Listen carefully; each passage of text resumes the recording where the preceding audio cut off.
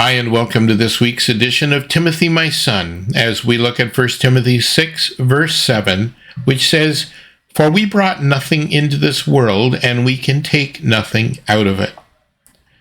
If I can't take it with me, I'm not going." You've heard it said. But have you noticed there's never a U-Haul behind a hearse?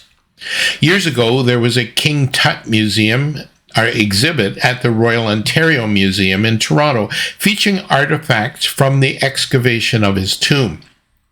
You may know that he was buried with an extraordinary quantity of items, rooms filled with treasure, statues, gold jewelry, Tutankhamun's mummy, chariots, model boats, chairs, and paintings. In all, there were over 5,000 objects in the tomb. It took Howard Carter and his team 10 years to catalog everything. Pharaoh Tutankhamun thought he could take it with him. He couldn't. You've heard the stories, I'm sure, about people being buried in their car. There's a picture of that. Interesting that they took the wheels off, but I guess it wasn't going anywhere. In the same way, when we're buried, we aren't going anywhere. To be clear, what remains of our bodies won't be going anywhere. Everything in this life is temporary. So many things are there for our needs: food, drink, clothing, or our wants. Food, drink, clothing. But they're all temporary.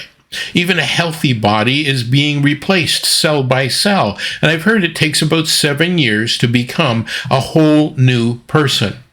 Yes, I'm a whole new man several times over throughout my lifetime. But when I die, my body will stop renewing and restoring itself. What began as dust will end up as dust.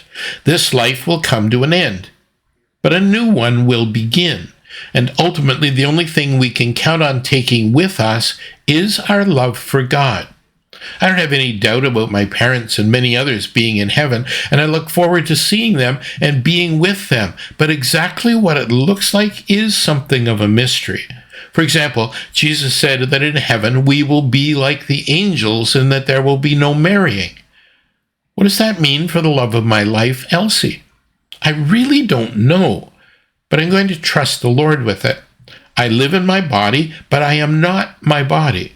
I am so much more, and so are you. Think about that statement. The only thing we can count on taking with us from this life into the next is our love for God. That and what we have sent on ahead by laying up treasures in heaven.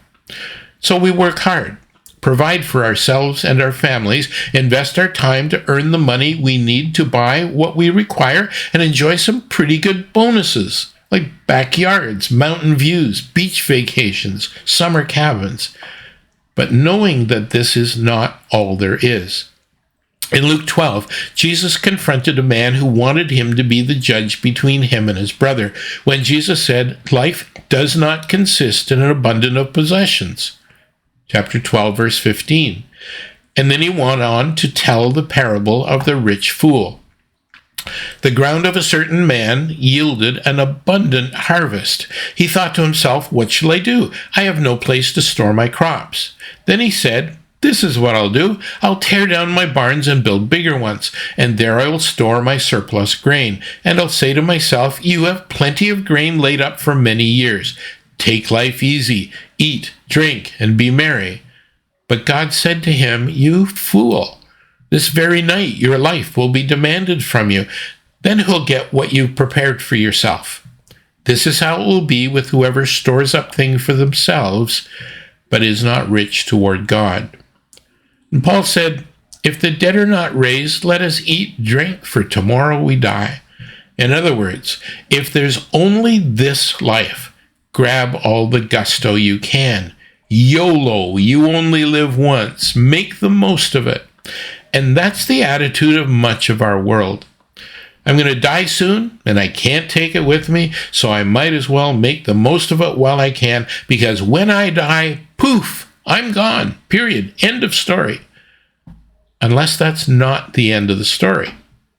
What comes next?